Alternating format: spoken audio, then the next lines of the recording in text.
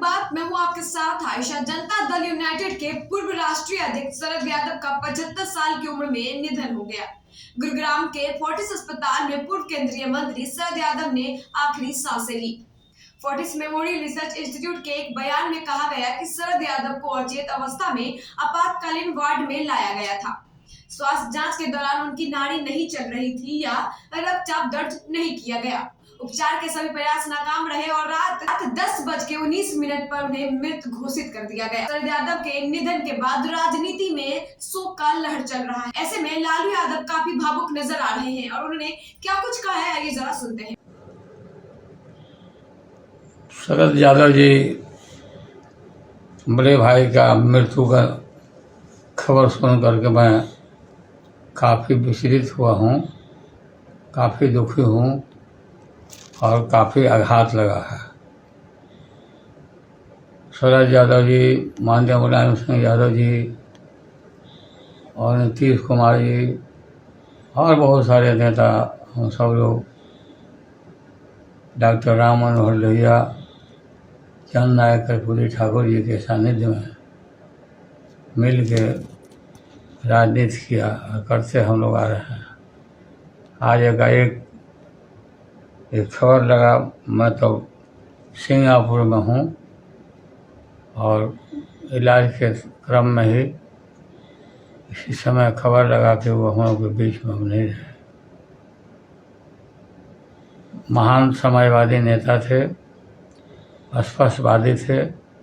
शरद जी और मैं कभी कभी लड़ भी जाता था, बोलने के मामले में, भाषण के मामले में, विचारों को रखने के मामले में, लेकिन लड़ाई का कोई दूसरा कटु बात नहीं रहता था।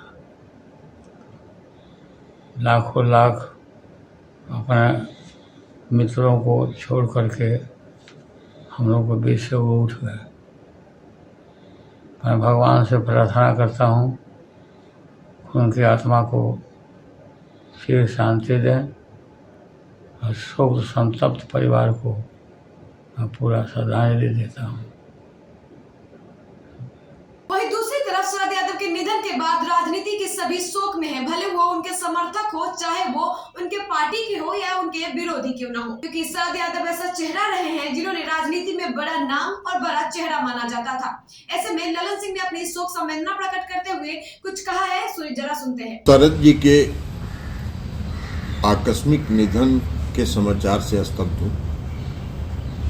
शरद जी से मेरे व्यक्तिगत रिश्ते और राजनीतिक रिश्ते पिछले 40 वर्षों के रहे।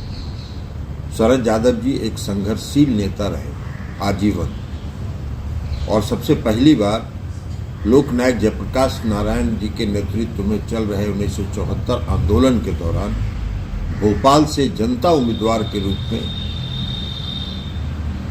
चुनाव जीतकर लोकसभा आए थे और तब से अंतिम समय तक राजनीतिक मानचित्र पर चमकते रहे। आज शरद जी हमारे बीच नहीं है।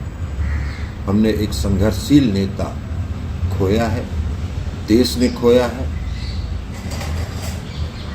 मैं ईश्वर से प्रार्थना करता हूं कि उनकी आत्मा को शांति प्रदान करे और शोक संतप्त परिवार को इस दुख की घड़ी को सहने की शक्ति प्रदान करे। देखिए, देश के समाजवादी शरद यादव के निधन के बाद सभी अपनी शोक संवेदना प्रकट कर रहे हैं, भले वो मुख्यमंत्री हो या प्रधानमंत्री या तेजस्वी यादव हो या लालू प्रसाद यादव। शरद यादव के निधन के बाद जेडीयू के राष्ट्रीय अध्यक्ष उपेंद्र कुशवाहा ने अपनी शोक संवेदना प्रकट की है और क्या कुछ कहा है वो हम सुनते हैं। कि शरद जी के निधन से एक तरह से एक युग का अंत हो गया।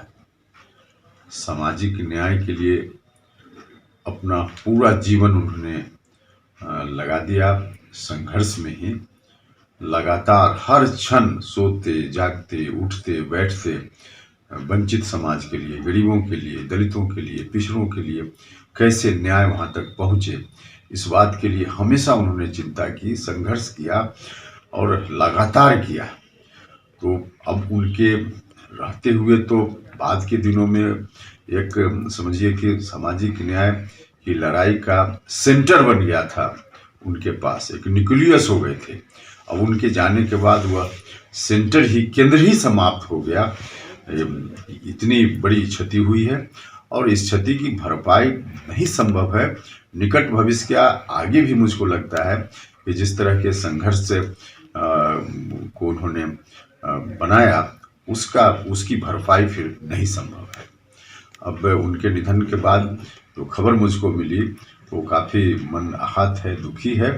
अब श्रद्धांजलि व्यक्त करते हैं और ईश्वर से प्रार्थना करते हैं कि उनकी आत्मा को शांति मिले। पश्चिम बंगाल की सीएम ममता बनर्जी ने ट्वीट कर लिखा, शरद यादव के निधन के बारे में सुनकर दुख हुआ। एक दिग्गज राजनेता और बेहद सम्मानित सहयोगी, उनकी विरासत जीवित रहेगी। दुख इस घड़ी में उनके परिवार और सहयोगियों को सांत्वना और शक्ति मिले। ऐसी खबरों के लिए बने रहिए विदर्भ बात के साथ। धन्यवाद।